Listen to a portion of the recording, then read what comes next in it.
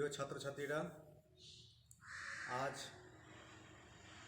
আমার বাংলা ক্লাস প্রথম হচ্ছে অনলাইনে। আমি আজকে শুরু করব বাংলা ব্যাকরণের দ্বিতীয় অধ্যায়, শব্দ গঠন, উপসর্গ, অনুসর্গ। আমরা জানি ভাষার ক্ষুদ্রতম একক হলো ধ্বনি, অর্থাৎ বাকযন্ত্রের সাহায্যে উচ্চারিত আওয়াজকেই বলা হয় ধ্বনি। ধ্বনির লিখিত রূপকে বলে বর্ণ।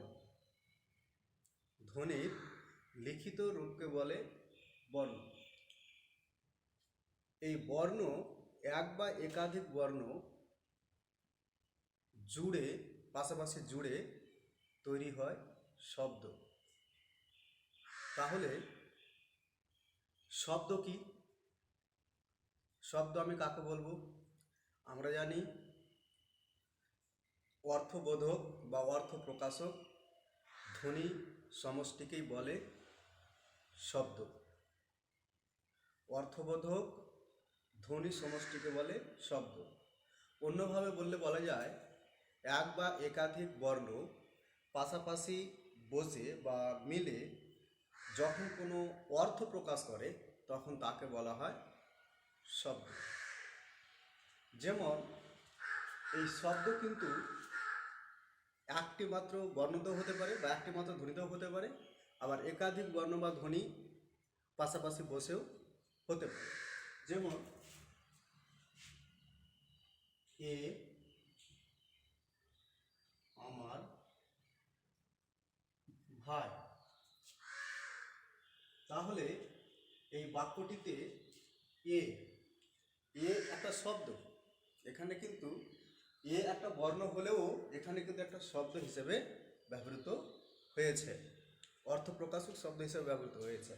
আবার আমার ভাই, এই শব্দগুলো কিন্তু আবার একাধিক বর্ণের সমষ্টিতে তৈরি হয়েছে, কিন্তু এই শব্দটি মাত্র একটি বর্ণের দ্বারা তৈরি হয়েছে।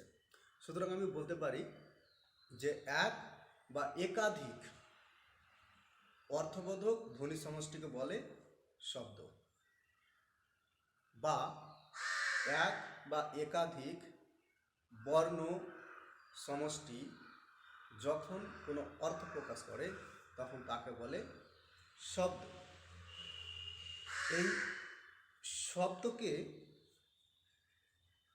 এই শব্দ ভাষায় ব্যবহৃত শব্দগুলিকে আমরা দুইভাবে বিচার করতে পারি।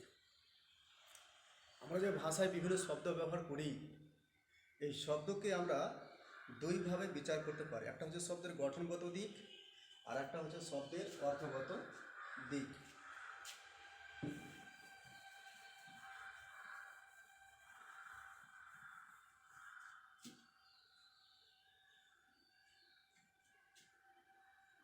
শব্দের গঠনগত দিক আর অর্থগত দিক।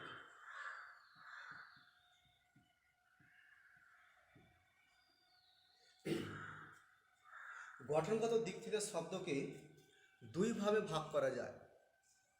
একটা হচ্ছে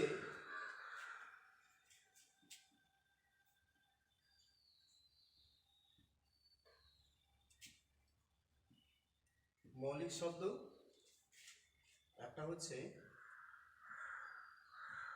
সাধিত শব্দ। এই দুইভাবে আমরা শব্দকে গঠনের দিক থেকে ভাগ করতে পারি। এবার আমি মৌলিক শব্দ কাকে বলবো আর সাধিত শব্দ কাকে বলবো। মৌলিক কথার অর্থ হচ্ছে নিজে বা স্বয়ং বা নিজস্ব, বা যাকে ভাঙা যায় না তাকে বলে মৌলিক। এবার আমি মৌলিক শব্দ কাকে বলবো? যে সকল শব্দকে ভাঙা যায় না বা বিশ্লেষণ করা যায় না, যে সকল শব্দকে ভাঙা যায় না বা বিশ্লেষণ করা যায় না, সেই রকম অবিভাজ্য অর্থযুক্ত শব্দকে বলে মৌলিক শব্দ। আমি আবার বলছি, যে সকল শব্দকে ভাঙা যায় না বা বিশ্লেষণ করা যায় না, সেই রকম অবিভাজ্য অর্থযুক্ত শব্দকে বলে মৌলিক শব্দ। যেমন মা, বাবা, ভাই, বোন, এক, দুই, আকাশ, এই সমস্ত শব্দগুলোকে আমরা যদি ভাঙি বা বিশ্লেষণ করি তাহলে অর্থযুক্ত শব্দগুচ্ছ পাবো না। এই সমস্ত শব্দগুলোকে ভাঙা বা বিশ্লেষণ করা যায় না, তাই এগুলোকে বলা হয় মৌলিক শব্দ।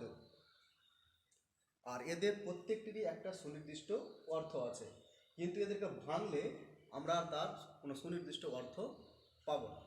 তাই এগুলো হচ্ছে মৌলিক শব্দ। আর সাধিত শব্দ কাকে বলে? যে সকল শব্দকে ভাঙা যায় বা বিশ্লেষণ করা যায়, আর ওই ভাঙা অংশেরও আবার সুস্পষ্ট অর্থ থাকে, তাকে বলা হয় সাধিত শব্দ। আমি আবার বলছি, যে সকল শব্দকে ভাঙা যায় এবং সেই ভাঙা অংশটিরও সুনির্দিষ্ট অর্থ থাকে, তাকে বলা হয় সাধিত শব্দ।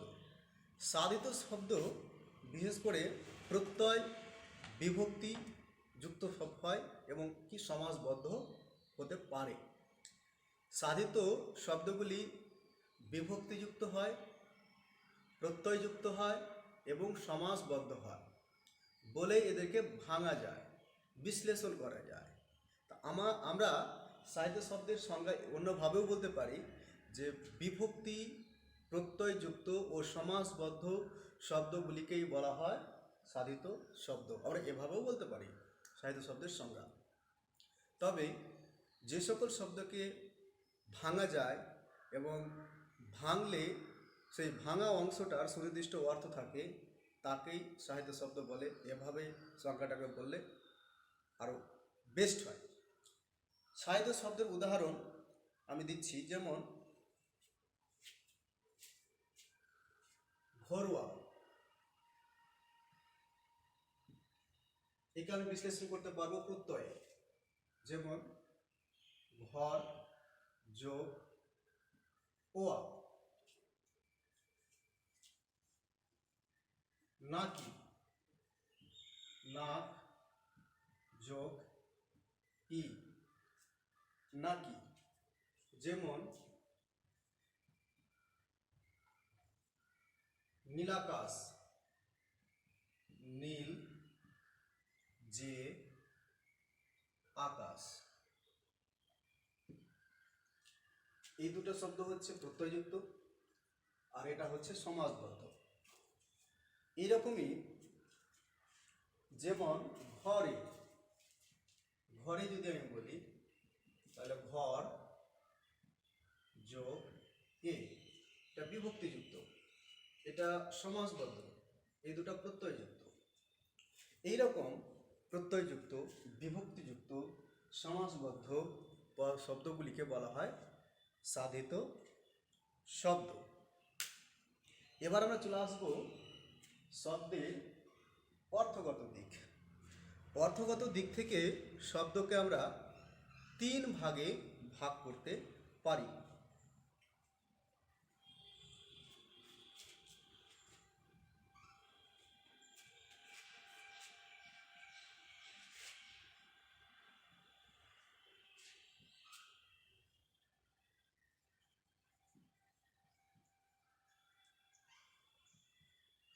যৌগিক শব্দ,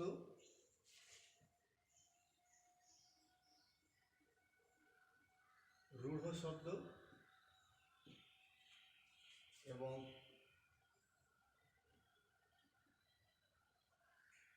যোগরূঢ় শব্দ।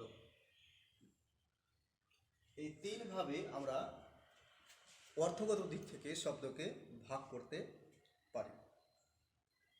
এবার আমি যৌগিক শব্দ কাকে বলবো, রূঢ়ি শব্দ কাকে বলবো। এই রূঢ় শব্দকে রূঢ়ি শব্দও বলা হয়, রূঢ় বা রূঢ়ি।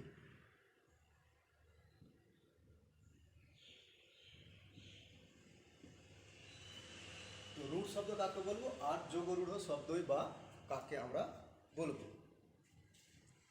যে সকল শব্দের ব্যুৎপত্তিগত অর্থ অর্থাৎ উৎপত্তিগত অর্থাৎ প্রত্যয়গত অর্থ এবং ব্যবহারিক অর্থ একই, মানে যে সকল শব্দের ব্যুৎপত্তিগত অর্থ যা ছিল ব্যবহারিক অর্থ তাই আছে, সেই সকল শব্দগুলিকে বলা হয় যৌগিক শব্দ। আমি আবার বলছি, যে সকল শব্দের ব্যুৎপত্তিগত অর্থ যা ব্যবহারিক অর্থ তাই, সেই সকল শব্দকে বলা হয় যৌগিক শব্দ। যেমন দাতা, দাতা শব্দের ব্যুৎপত্তিগত অর্থ হলো যে দান করে, এবং বর্তমানে ব্যবহারিক অর্থও হচ্ছে যে দান করে, এর অর্থের কোনো পরিবর্তন হয়নি, সুতরাং এটি যৌগিক শব্দ। যেমন পাঠক,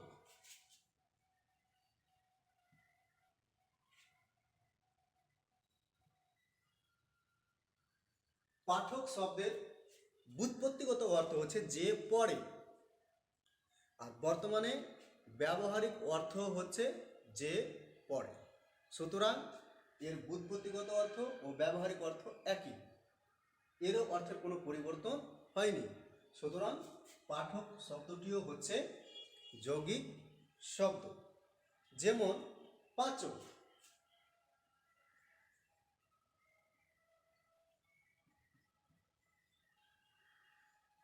পাচক, পাচক কথার অর্থ হলো যে পাক করে, পাক অর্থাৎ রান্না, যে রান্না করে তাকে বলে পাচক।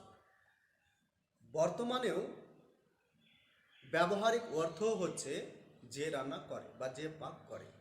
তাহলে পাচক শব্দটার ব্যুৎপত্তিগত অর্থ ছিল যে পাক বা রান্না করে, এবং বর্তমানে ব্যবহারিক অর্থও একই, যে পাক বা রান্না করে, সুতরাং পাচক শব্দটিও হচ্ছে যৌগিক শব্দ। আশা করি বোঝা গেছে। এবার আমরা চলে আসি রূঢ় বা রূঢ়ি শব্দ কাকে বলে।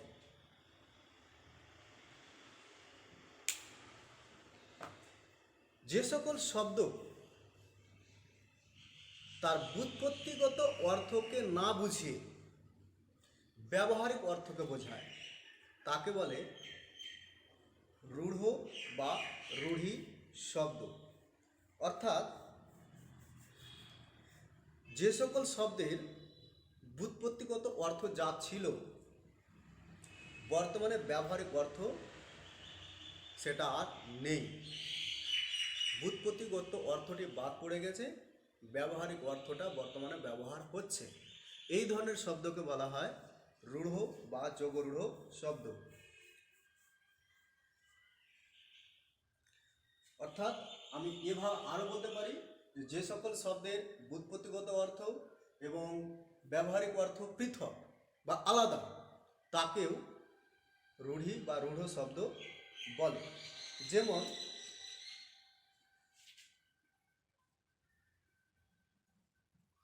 হস্তি, হস্তি শব্দের ব্যুৎপত্তিগত অর্থ যার হস্ত আছে অর্থাৎ যার হাত আছে,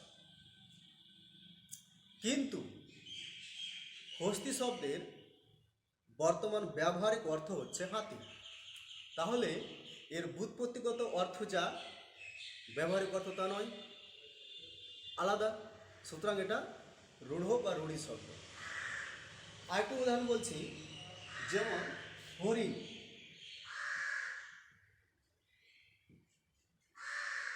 হরিণ শব্দের ব্যুৎপত্তিগত অর্থ ছিল যে হরণ করে,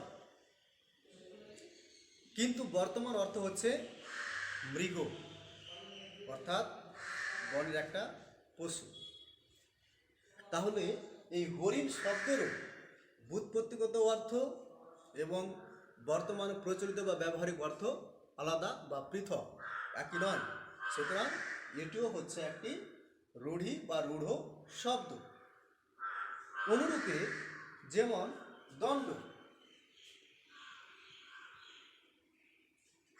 দণ্ড শব্দের ব্যুৎপত্তিগত অর্থ ছিল লাঠি, কিন্তু বর্তমানে দণ্ড শব্দের ব্যবহারিক অর্থ হচ্ছে শাস্তি। তাহলে এই দণ্ড শব্দেরও ব্যুৎপত্তিগত অর্থ এবং ব্যবহারিক অর্থ এক নয়, সম্পূর্ণ পৃথক। সুতরাং এটিও হচ্ছে একটি রূঢ়ি শব্দ বা রূঢ় শব্দ। তাহলে যৌগিক শব্দ আর রূঢ় শব্দের পার্থক্যটা বুঝতে পারছো, আশা করি বুঝতে পেরেছো। এবার আমি চলে আসি যোগরূঢ় শব্দে। যোগরূঢ় শব্দ আমি কাকে বলবো?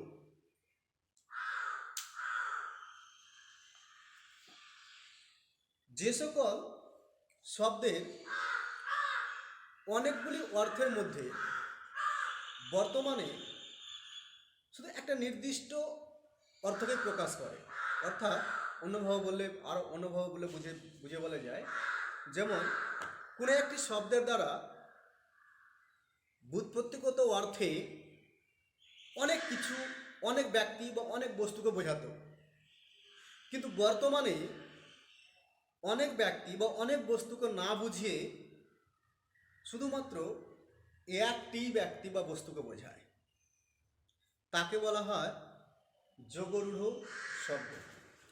আমি আবার বলছি, যে সকল শব্দের ব্যুৎপত্তিগত অর্থে একাধিক ব্যক্তি বা বস্তুকে বোঝাতো, কিন্তু বর্তমানে ব্যবহারিক অর্থে সেই একাধিক ব্যক্তি বা বস্তুকে না বুঝিয়ে শুধুমাত্র একটি ব্যক্তি বা বস্তুকে বোঝায়, একটি অর্থ বা সংকুচিত অর্থ প্রকাশ করে, তার বৃহৎ অর্থকে পরিত্যাগ করে সংকুচিত অর্থটাকে গ্রহণ করেছে।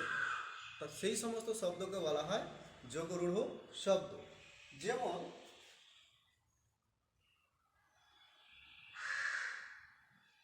পঙ্কজ। পঙ্কজ শব্দের ব্যুৎপত্তিগত অর্থ হচ্ছে পাকে জন্মায় যা। পঙ্কজ শব্দের ব্যুৎপত্তিগত অর্থ হলো পাকে জন্মায় যা। তো পাক মানে কাদা, তো স্যাঁতস্যাঁতে কাদায় অর্থাৎ পুকুরে, ডোবায়, নদীর ধারে, ওই কর্দমাক্ত অঞ্চলে যে সমস্ত গাছ জন্মায় তাদেরকে বলা হতো পঙ্কজ। তো পাকে কী কী জন্মায়? কুচিরপানা জন্মায়, কলমিলতা জন্মায়, শ্যাওলা জন্মায়, পদ্ম জন্মায়, আরও অনেক ধরনের গাছ জন্মায়। তো সব কিছুকেই আগে বলা হতো পঙ্কজ, কিন্তু এখন বর্তমানে ব্যবহারিক অর্থে পঙ্কজ বলতে শুধুমাত্র পদ্মকে বোঝায়, পদ্ম ফুলকে বোঝায়, বাকি সব বাদ। তাহলে এখানে পঙ্কজ শব্দে আগে এর অর্থটা বৃহৎ ছিল, অনেক কিছুকে বোঝাতো, তাই না? আর এখন মাত্র একটাকেই বোঝাচ্ছে, শুধু পদ্মকে, বাকি সব বাদ। কুচিরপানা, শ্যাওলা, কলমিলতা সব বাদ, শুধু পদ্মকে বোঝাচ্ছে। তাহলে এই ধরনের শব্দকে বলা হয় যোগরূঢ় শব্দ। যে সকল শব্দের আদি অর্থ বা ব্যুৎপত্তিগত অর্থ বলতে অনেক কিছুকে বোঝাতো, কিন্তু বর্তমানে সেই সমস্ত কিছুর মধ্যে মাত্র একটিকে বোঝায়, তাদেরকে বলা হয় যোগরূঢ় শব্দ। আর একটা উদাহরণ দিলে বিষয়টা স্পষ্ট হবে। যেমন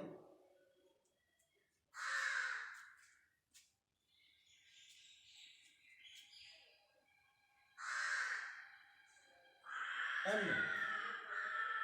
অন্ন বলতে অন্য শব্দের আদি অর্থ ছিল যে কোনো খাবার, যে কোনো খাবারকে বলা হতো অন্ন। সে ভাত হোক, ডাল হোক, লুচি হোক, শাক হোক, সবজি হোক, সব কিছুকে বলা হতো অন্ন। কিন্তু এখন বর্তমান ব্যবহারিক অর্থে অন্ন বলতে শুধু ভাতকে বোঝায়, বাকি সব। তাহলে এই অন্ন শব্দটারেও, অন্ন শব্দের ব্যুৎপত্তিগত অর্থে একাধিক বস্তুকে বোঝাতো, কিন্তু বর্তমানে তাদের মধ্যে শুধুমাত্র একটি অর্থকে বোঝাচ্ছে, একটি বস্তুকে বোঝাচ্ছে। সুতরাং এটা হচ্ছে যোগরূঢ় শব্দ। আশা করি শব্দের গঠনগত দিক এবং অর্থগত দিক থেকে যে বিভিন্ন বিভাগ, সেই বিভাগগুলি তোমরা সবাই বুঝতে পেরেছ।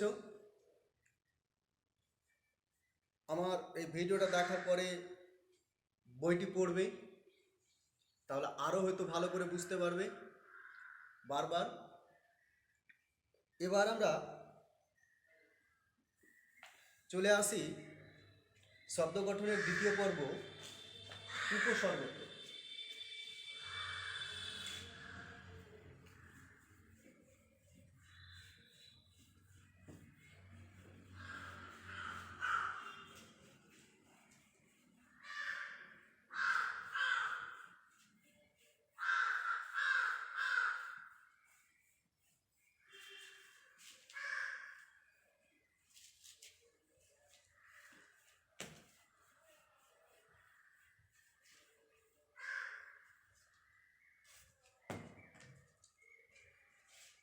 আচ্ছা, এবার আমরা চলে আসি উপসর্গ। নতুন নতুন শব্দ তৈরির নানা পদ্ধতি আছে, তার মধ্যে উপসর্গ একটি। উপসর্গ যোগ করেও কিন্তু নতুন নতুন শব্দ তৈরি করা যায়। উপসর্গ কথার অর্থ কি? উপ কথার অর্থ হচ্ছে আগে বা পূর্বে, আর সর্ব কথার অর্থ হচ্ছে স্থাপন বা স্থাপনা, স্থাপনা বা বসা। তাহলে উপসর্গ কথার অর্থ কি দাঁড়ালো? আগে বসা বা পূর্বে স্থাপনা, তাই না? তাহলে আমি উপসর্গ কাকে বলবো? উপসর্গ যে সকল ধ্বনি বা ধ্বনি সমষ্টি, বা আমি অব্যয় বলতে পারি, উপসর্গগুলি হচ্ছে এক প্রকারের অব্যয়। তো যে সকল অব্যয় বা যে সকল ধ্বনি বা ধ্বনি সমষ্টি শব্দ কিংবা ধাতুর পূর্বে বসে তার অর্থটাকে পাল্টে দিয়ে নতুন নতুন শব্দ তৈরি করতে পারে, তাদেরকে বলা হয় উপসর্গ। যেমন আমি একটা শব্দ লিখছি, কাজ। কাজ একটা শব্দ। এবার এই কাজ শব্দের শুরুতে আমি বসিয়ে দিলাম সু, তাহলে কি হলো? সুকাজ। এবার এই কাজ শব্দের শুরুতে যদি আমি বসিয়ে দিই কু, তাহলে কি হলো? কুকাজ। তাহলে এই যে কাজ শব্দের পূর্বে আমি কি বসিয়েছি? এখানে সু বসিয়েছি, এখানে কু বসিয়েছি। তাহলে সু আর কু এরা হলো উপসর্গ। কারণ এই সু আর কু শব্দের পূর্বে বসে তার অর্থটাকে পাল্টে দিয়ে নতুন নতুন শব্দ তৈরি করেছে। কাজ অর্থাৎ কর্ম করা বা কাজ করা, তার আগে লাগিয়ে দিলাম সু, হয়ে গেল সুকাজ মানে ভালো কাজ, অর্থ চেঞ্জ হয়ে গেল। তার আগে বসে দিলাম কু, হয়ে গেল কুকাজ মানে খারাপ কাজ, আবার অর্থ চেঞ্জ হয়ে গেল। তাহলে একটা শব্দ থেকে আমি তিনটা শব্দ তৈরি করতে পারলাম, এবং পৃথক পৃথক অর্থের, তাই না? তাহলে এই শব্দ গঠন করতে আমার কে সাহায্য করলো? এই যে সু আর কু, এরাই হলো উপসর্গ। তাই উপসর্গের সংজ্ঞা আমি আবার বলছি, যে সকল ধ্বনি বা ধ্বনি সমষ্টি বা অব্যয় শব্দ কিংবা ধাতুর পূর্বে বসে, শব্দ কিংবা ধাতুর পূর্বে বসে অর্থটাকে পাল্টে দিয়ে নতুন নতুন শব্দ তৈরি করতে পারে, তাদেরকেই বলা হয় উপসর্গ। এটা তো শব্দের সামনে বসলো। আচ্ছা, এবার আমি একটা ধাতুর পূর্বে বসে দেখি। ক্রি একটি ধাতু, ক্রি ধাতুর সঙ্গে অপ্রত্যয় যোগ করলে হয় কার। এবার এর আগে যদি আমি উপপাদ্য লাগিয়ে দিই তাহলে হবে উপকার। আবার ক্রি ধাতুর পূর্বে যদি আমি অপকথাটি লাগিয়ে দিই তাহলে কি হবে অপকার। তাহলে এই যে উপ আর অপ এরা ধাতুর পূর্বে বসে অর্থ পাল্টে দিয়ে নতুন নতুন শব্দ তৈরি করেছে। উপকার আর একটা অপকার। উপকার মানে অন্যকে সাহায্য করা বা দান করা, ভালো করা, মঙ্গল করা, আর অপকার মানে অনেক ক্ষতি করা। তাহলে উপ আর অপ লাগিয়ে দেওয়ার ফলে তার অর্থ পাল্টে গেছে এবং নতুন নতুন দুটো শব্দ তৈরি হয়েছে। সুতরাং এই উপ আর অপ হচ্ছে উপসর্গ। তাহলে উপসর্গ কাকে বলে যদি প্রশ্ন করা হয় আমরা বলতে পারবো। আমি আবার বলছি, যে সকল ধ্বনি বা ধ্বনি সমষ্টি বা যে সকল অব্যয় শব্দ কিংবা ধাতু পূর্বে বসে তার অর্থটাকে পাল্টে দিয়ে নতুন নতুন শব্দ তৈরি করতে পারে তাদেরকে বলে উপসর্গ। তাহলে এবার যদি আমি প্রশ্ন করি উপসর্গের কাজ কি, তাহলে কি কাজ হবে? উপসর্গের কাজ হচ্ছে নতুন নতুন শব্দ তৈরি করা, বাস। উপসর্গের প্রধান কাজ হচ্ছে নতুন নতুন শব্দ তৈরি করা। উপসর্গের বৈশিষ্ট্য কি কি হবে? উপসর্গ হলো ধ্বনি বা ধ্বনি সমষ্টি, 1 নম্বর বৈশিষ্ট্য। 2 নম্বর বৈশিষ্ট্য হচ্ছে ধ্বনি এক প্রকারের অব্যয়। 3 নম্বর বৈশিষ্ট্য হচ্ছে ধ্বনি সবসময় শব্দ কিংবা ধাতুর পূর্বে বসে, কখনোই পরে বসে না। 4 নম্বর বৈশিষ্ট্য হচ্ছে উপসর্গ সবসময় শব্দের সঙ্গে জুড়ে বসে। শুধু ব্যতিক্রম 2টি উপসর্গ আছে, একটা হচ্ছে অতি আর একটা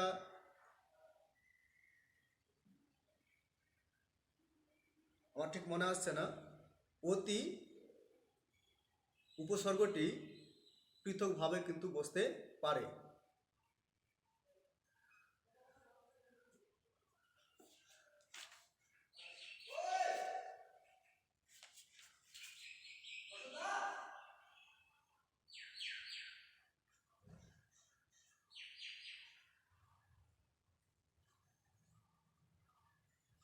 অতি আর প্রতি, অতি আর প্রতি এই 2টি উপসর্গ কিন্তু পৃথক পৃথক বসতে পারে। যেমন অতি অল্প হইল, তাহলে এখানে অতি উপসর্গটি কিন্তু পৃথকভাবে বসেছে, 2টি মাত্র ব্যতিক্রম আছে।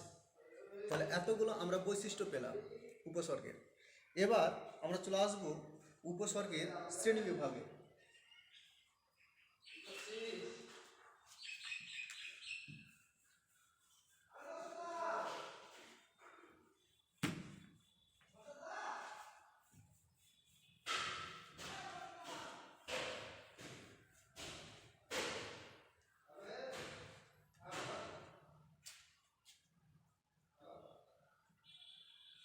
উপসর্গ 3 প্রকার।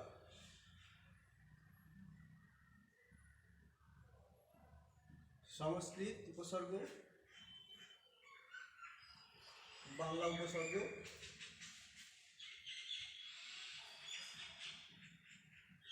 আর বিদেশি উপসর্গ। উপসর্গ 3 প্রকার রয়েছে। সংস্কৃত উপসর্গ কাকে বলবো? যে সকল উপসর্গ সংস্কৃত থেকে বাংলা ভাষায় প্রবেশ করেছে সেগুলো হচ্ছে সংস্কৃত উপসর্গ। সংস্কৃত উপসর্গ হচ্ছে 20টি। কয়টি? 20টি। আমরা সংস্কৃত বাংলা ভাষায় 20টি সংস্কৃত উপসর্গ আমরা ব্যবহার করি। এই 20টি উপসর্গ কি কি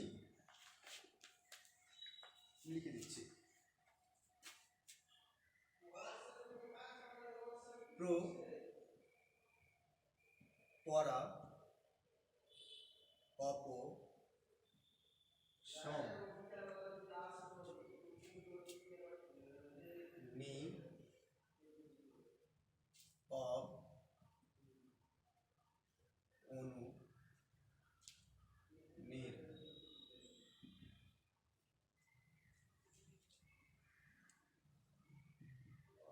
দূর, বি, অধি, সু,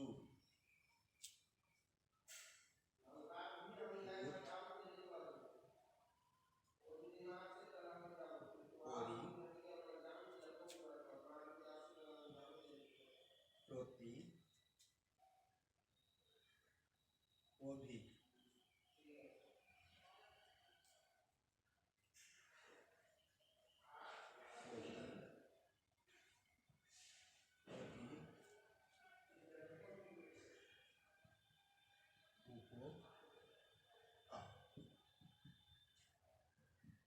এই 20টি সংস্কৃত উপসর্গ রয়েছে। এটাকে আমি যদি এইভাবে 5 লাইনে সাজিয়ে নিই, তাহলে আমার এটাকে মনে রাখা খুব সহজ। প্র, পরা, অপসম, নি, অব, অনুনির, দূর, বি, অধিসু, উৎ, পরি, প্রতি, অভি, প্রতি, অপি, উপ, অ। এভাবে করে যদি আমি মুখস্থ করি, তাহলে আমার এটা খুব সহজেই মাথায় ঢুকে যাবে এবং খুব সহজেই মনে থাকবে। এই প্রত্যেকটা এই 20টা উপসর্গ দিয়ে আমরা কিন্তু অনেক নতুন নতুন শব্দ তৈরি করতে পারি। যেমন প্র উপসর্গ দিয়ে প্রকার, প্রহার, প্রকাশ, প্রদীপ, এরকম অসংখ্য শব্দ আমরা তৈরি করতে পারি। তারপরে আছে পরা উপসর্গ। পরা উপসর্গ দিয়ে পরাজিত, পরাজয়, পরামর্শ, পরাগত, পরাক্রম, পরাকাঠা, এরকম অসংখ্য শব্দ আমরা তৈরি করতে পারি। তারপরে আছে অপচয়, অপমান, অপঘাত, অপবাদ, এরকম অসংখ্য শব্দ আমরা এখান থেকেও তৈরি করতে পারি। তারপরে আছে সম উপসর্গ দিয়ে সমাদর, সম্ভব, সংহত, সংস্কার, সংস্কৃত, সংবাদ, এরকম অনেক আমরা শব্দ তৈরি করতে পারি। আমি সম উপসর্গ দিয়ে শব্দ একটা বললাম সংবাদ। সংবাদ এটাও কিন্তু সম উপসর্গ দেওয়া তৈরি, কারণ আমি সন্ধি বিচ্ছেদ করি তাহলে হবে সম যোগ বাদ। সুতরাং সম উপসর্গ দিয়েই এই শব্দটা, এই সংবাদ শব্দটি তৈরি হয়েছে। তারপরে যেমন নি উপসর্গ দিয়ে নিবাস, নিহত, নিষেধ, নিয়ম, নিহিত, নিয়োগ, এরকম অনেক শব্দ তৈরি হবে। তারপরে আছে অব দিয়ে অবতরণ, অবকাশ, অবগাহন, অবমাননা, অবলম্বন, অবক্ষয়, এরকম অনেক শব্দ তৈরি হবে। তারপরে আছে অনু শব্দ দিয়ে অনুচর, অনুগত, অনুরোধ, অনুকূল, অনুরাগ, এরকম অসংখ্য শব্দ তৈরি হবে। তারপরে আছে কি নির দিয়ে নির্জন, নির্ণয়, নির্মাণ, নির্মিত, এরকম অনেক শব্দ তৈরি হবে। তারপরে আছে কি দূর দিয়ে দুর্লভ, দুঃসহ, দুর্গম, দুর্নাম, দুর্গতি, এরকম অসংখ্য শব্দ তৈরি হবে। তারপরে আছে বি দিয়ে বিজ্ঞান, বিখ্যাত, বিশেষ, বিসর্জন, বিবাদ, এরকম অসংখ্য শব্দ তৈরি হবে। তারপরে আছে অধি দিয়ে অধিনায়ক, অধ্যয়ন, অধিকার, অধিষ্ঠান, অধীনতা, এরকম অসংখ্য শব্দ তৈরি হবে। সু দিয়ে সুযোগ, সুগম, সুনীতি, সুবোধ, অনেক শব্দ তৈরি হবে। তারপরে উত্থান, উদ্ধার, উত্তীর্ণ, অনেক শব্দ তৈরি হবে। তারপরে পরিচয়, পরিষ্কার, তারপরে পরিবহন, এরকম অনেক শব্দ তৈরি হবে। তারপরে আছে প্রতিষ্ঠা, প্রতিকার, প্রতিকূল, প্রতিবাদ, প্রতিষেধক, অভি দিয়ে অভিসার, অভিজাত, এরকম শব্দ তৈরি হবে। অতি দিয়ে অত্যন্ত, অতিশয়, অতিরিক্ত, তারপরে অপি দিয়ে অপিধান, অপিনিহিতি, তারপরে উপ দিয়ে উপভোগ, উপনীত, উপনিষদ, এরকম অনেক শব্দ তৈরি হবে। আ দিয়ে আলাপ, আসমুদ্র, আমরণ, আজন্ম, এরকম অনেক শব্দ তৈরি হবে। এগুলো সবই হচ্ছে সংস্কৃত উপসর্গ। সংস্কৃত উপসর্গে এই 20টি উপসর্গ ছাড়াও আরও কিছু অব্যয় আছে। সংস্কৃত ভাষায় কিছু অব্যয় আছে যেগুলো উপসর্গের মতোই শব্দের আগে বসে নতুন নতুন শব্দ তৈরি করতে পারে, তাদেরকে বলা হয় গতি। এই 20টি উপসর্গ ছাড়াও আরও কিছু অব্যয় আছে যাদেরকে বলা হয় গতি। এরাও কিন্তু শব্দের পূর্বে বসে নতুন নতুন শব্দ তৈরি করতে পারে। ওরা কিন্তু উপসর্গ নয়, ওরা হলো গতি, কিন্তু উপসর্গের মতো কাজ করে। কি কি দেখে নাও।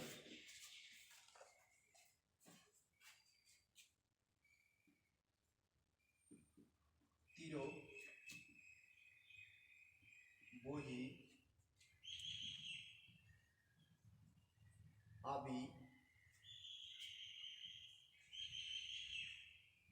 প্রাদু, অন্ত,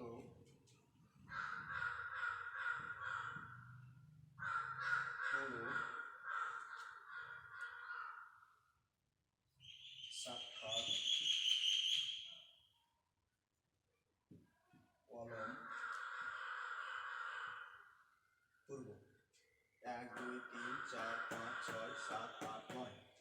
এরা এই 9টি হচ্ছে গতি। এরা উপসর্গের মতোই শব্দের আগে বসে নতুন নতুন শব্দ তৈরি করতে পারে, কিন্তু এরা উপসর্গ নয়। অব্যয়, এই সকল অব্যয়কে বলা হয় গতি। যেমন তির, তিরস্কার, তিরোধান, তিরোহিত, তিরোভাব, এই ধরনের শব্দ তৈরি হবে। যেমন বহি থেকে বহিষ্কার, বহির্ভূত, বহির্জগৎ সব তৈরি হবে। আবি দিয়ে আবিষ্কার, আবির্ভাব, এগুলো সব তৈরি হবে। তারপরে প্রাদু দিয়ে প্রাদুর্ভাব, প্রাদুর্ভূত। তারপরে আছে অন্ত, অন্তরঙ্গ, অন্তর্বর্তী, এরকম শব্দ তৈরি হবে। তারপরে আছে পুরো, পুরস্কার, পুরোহিত, পুরোভাগ। তারপরে সাক্ষাৎ, সাক্ষাৎকার। তারপরে আছে অলম, অলঙ্কার, অলঙ্কৃত, অলঙ্করণ। তারপরে পূর্ব, পূর্বজন্ম, পূর্বকাল, পূর্ববর্তী, এই ধরনের অনেক শব্দ তৈরি হবে। এগুলো হলো গতি। এবার আমরা চলে আসি বাংলা উপসর্গে।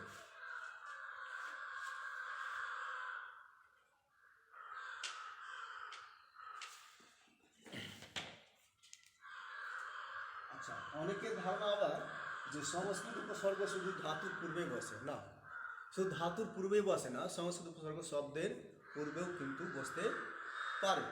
যেমন প্রত্যহ, প্রত্যহ শব্দে যদি আমি সন্ধিবিচ্ছেদ করি হবে প্রতি যোগ অহ। তাহলে প্রতি উপসর্গটি অহ শব্দের পূর্বে বসেছে। অহ কথার অর্থ হলো দিন, ওটা কিন্তু ধাতু নয়, ওটা শব্দ। সুতরাং সংস্কৃত উপসর্গ যে শুধু সংস্কৃত উপসর্গগুলি যে শুধু ধাতুর পূর্বে বসে তা নয়, শব্দের পূর্বেও কিন্তু বসে। আচ্ছা, এবার আমরা চলে আসি বাংলা বা দেশি উপসর্গে।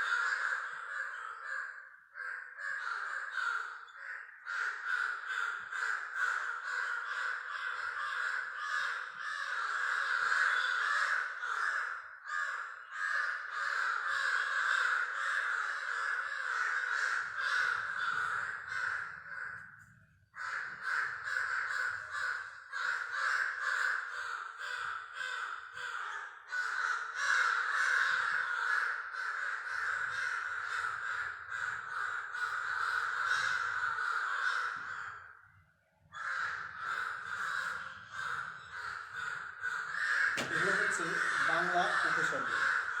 1 2 3 4 5 6 7 8 9 10 11 12 13 14। এগুলোটি হচ্ছে বাংলা উপসর্গ। আরও বিভিন্ন বইয়ে হয়তো আরও ভিন্ন ভিন্ন হতে পারে, 4টা 12টা খুলতে পারে। তো এই উপসর্গগুলি, বাংলা উপসর্গগুলি বিশেষ করে ধাতু পূর্বে বসে না। বাংলা উপসর্গগুলি সবসময় বিশেষ্য বা বিশেষণের পূর্বে বসে। বাংলা উপসর্গগুলি বিশেষ করে বিশেষ্য বা বিশেষণের পূর্বে বসে, ধাতুর পূর্বে বসে না।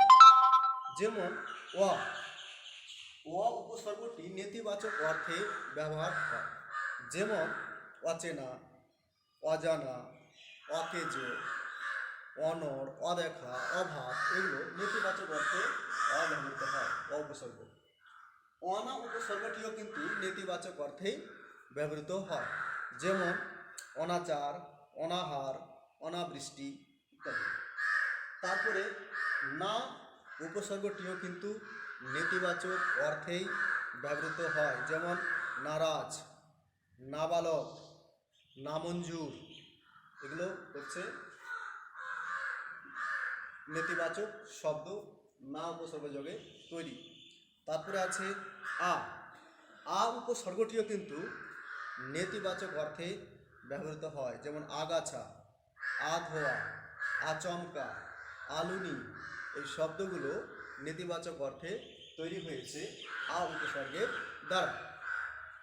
তারপরে আছে নি উপসর্গটিও কিন্তু নেতিবাচক অর্থে ব্যবহৃত হয়, যেমন নিখুঁত, নিটর, নিখরচা, নিখাত, নিখোঁজ, এই সকল শব্দ নি উপসর্গ দিয়ে তৈরি হয়েছে নেতিবাচক অর্থে। তারপরে আছে নির উপসর্গটিও নেতিবাচক অর্থে ব্যবহার হয়, যেমন নির্ভেজাল, নির্ঝঞ্ঝাট, নির্জলা, এই সমস্ত শব্দগুলি তৈরি হয়েছে নির উপসর্গ যোগে নেতিবাচক অর্থে। তারপর আছে সু উপসর্গটি ভালো অর্থে ব্যবহার হয়। কোন অর্থে? ভালো অর্থে, যেমন সুকাজ, সুবিচার, সুখবর, সুরুচি, সুশোভন, এই সকল শব্দ। তারপরে আছে কু উপসর্গটি ব্যবহার হয় খারাপ বা মন্দ অর্থে, যেমন কুকাজ, কুরুচি, কুকথা, কুদিন, কুসঙ্গ ইত্যাদি। তারপরে আছে বি উপসর্গটি ব্যবহৃত হয় বিরুদ্ধ ভাব অর্থে, যেমন বিকল, বিদেশ, বিজোড়, বিভই, এই শব্দগুলি বি উপসর্গ যোগে তৈরি হয়েছে বিরুদ্ধ ভাব অর্থে। তারপরে আছে হা উপসর্গটি ব্যবহার হয় অভাব অর্থে। হা উপসর্গটি ব্যবহার হয় অভাব অর্থে, যেমন হা উপসর্গের শব্দ হাবাতে, হা ঘরে, হাপিত্তেস, এই শব্দগুলি হা উপসর্গ যোগে তৈরি হয়েছে অভাব অর্থে। তারপরে আছে স উপসর্গটি যুক্ত হয় সংযুক্ত অর্থে, যেমন সপরিবার, সবন্ধক, সজোড়ে, সপাঠ, সটান, এই শব্দগুলো স উপসর্গ যোগে তৈরি হয়েছে কোন অর্থে? সংযুক্ত অর্থে। তারপরে আছে ভর উপসর্গ। ভর উপসর্গটি ব্যবহার হয় পরিপূর্ণ অর্থে। কি অর্থে? পরিপূর্ণ অর্থে, যেমন ভর পেট, ভর সন্দেহ, ভর দুপুর, তাই না? এগুলো শব্দ তৈরি হয়েছে ভর উপসর্গ যোগে পরিপূর্ণ অর্থে। তারপরে আছে পাতি উপসর্গটি ব্যবহার হয় তুচ্ছ বা ক্ষুদ্র অর্থে। তুচ্ছ বা ক্ষুদ্র অর্থে, যেমন পাতি লেবু, পাতি হাঁস, পাতি কাক, পাতকুঁয়ো, এই সমস্ত শব্দগুলো তৈরি হয়েছে পাতি উপসর্গ যোগে ক্ষুদ্র বা তুচ্ছ অর্থে। তারপর আছে রাম উপসর্গটি ব্যবহার হয় বৃহৎ অর্থে। কোন অর্থে? বৃহৎ অর্থে, যেমন রাম ছাগল, রাম পাঠা, রাম দাস, রাম ধোলাই, এই সমস্ত শব্দগুলো তৈরি হয়েছে রাম উপসর্গ যোগে বৃহৎ অর্থে। একটা হচ্ছে আমাদের বাংলা উপসর্গ। এই বাংলা উপসর্গ ছাড়াও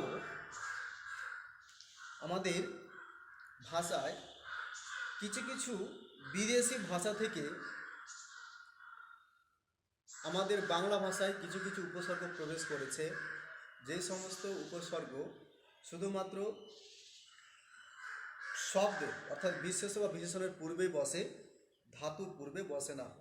আর বিশেষ করে আরবি এবং ফার্সি শব্দ থেকেই বেশি এসছে সেই সমস্ত উপসর্গগুলো, ওদেরকে বলা হয় বিদেশি উপসর্গ।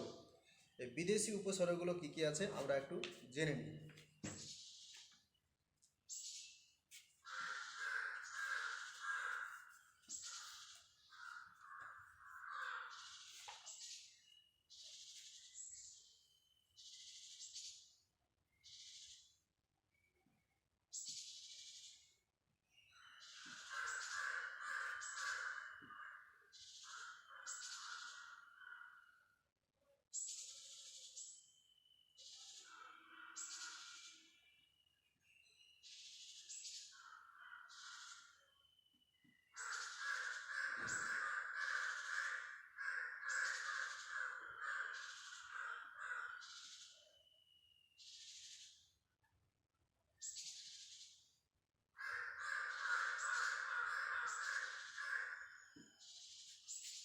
এগুলো হচ্ছে বিদেশি উপসর্গ।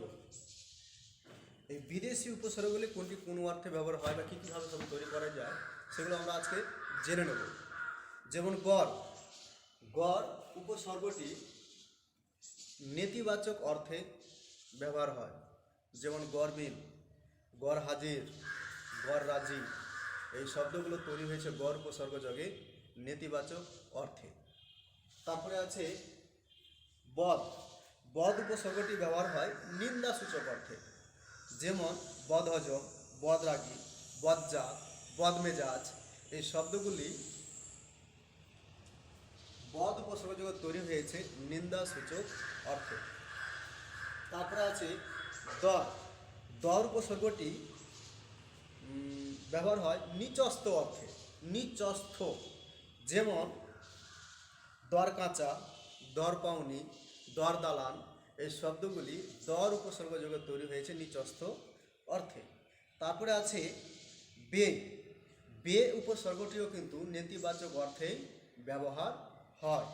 যেমন বেপরোয়া, বেরসিক, বেপাত্তা, বেহিসেবি, বেমানান, বেপাড়া, বেয়াদব, এই শব্দগুলি বে উপসর্গ যোগে তৈরি হয়েছে নেতিবাচক অর্থে।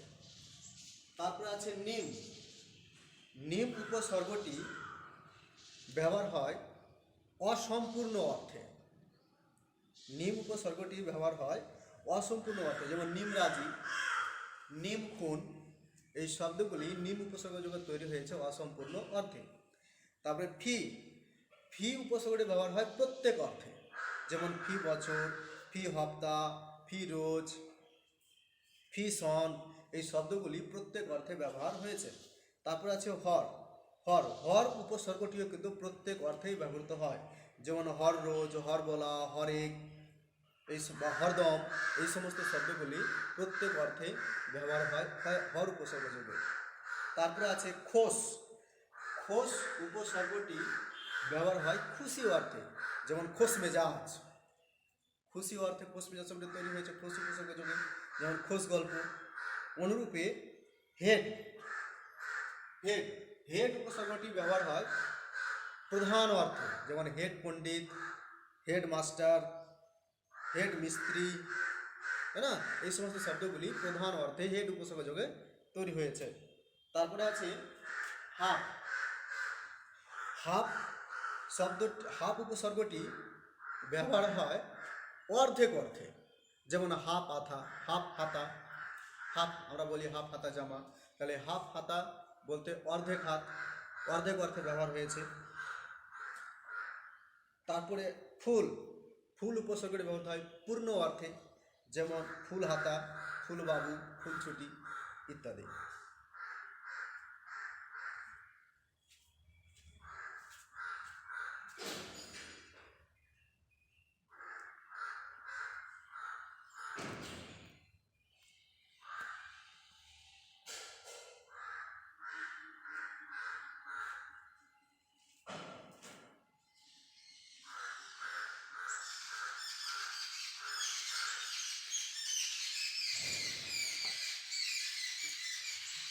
তো আচ্ছা প্রিয় ছাত্রছাত্রীরা, ক্লাস অনেক দীর্ঘ হয়ে গেল, প্রায় 1 ঘন্টা অতিক্রান্ত হয়ে 1 ঘন্টা হতে চললো, 50 মিনিট অতিক্রান্ত হয়ে গেছে। তো ক্লাসটা আমি আর দীর্ঘায়িত করছি না, দীর্ঘায়িত করলে হয়তো তোমাদেরকেও বিরক্তি লাগবে। তো আজকে অনুসর্গ পাঠটি শেষ করতে পালন হয়ে গেল। আমি এর পরের দিন ক্লাসে অনুসর্গ পাঠ থেকে শুরু করব। আর আজকে আমি যা পড়ালাম সেটা অবশ্যই অবশ্যই তোমরা সবাই বাড়িতে পড়বে, বোঝার চেষ্টা করবে।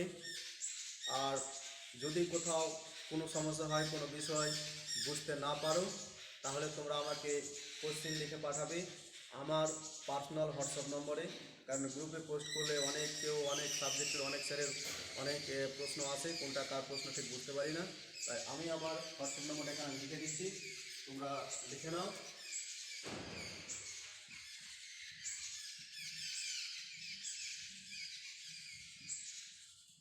আমার এই হোয়াটসঅ্যাপ নম্বরে কারো কোনো প্রশ্ন থাকলে, কোনো সমস্যা হলে, কোথাও কিছু বুঝতে না পারলে আমাকে আমার এই হোয়াটসঅ্যাপ নম্বরে আমাকে প্রশ্ন লিখে পাঠাবে। আমি চেষ্টা করব যথাযথ উত্তর দেওয়ার, আমি যতটুকু পারি। আজকে এখান থেকে শেষ করছি। ভালো থেকো সবাই, সুস্থ থাকো, আর বাড়িতে বসে মন দিয়ে পড়াশোনা করো।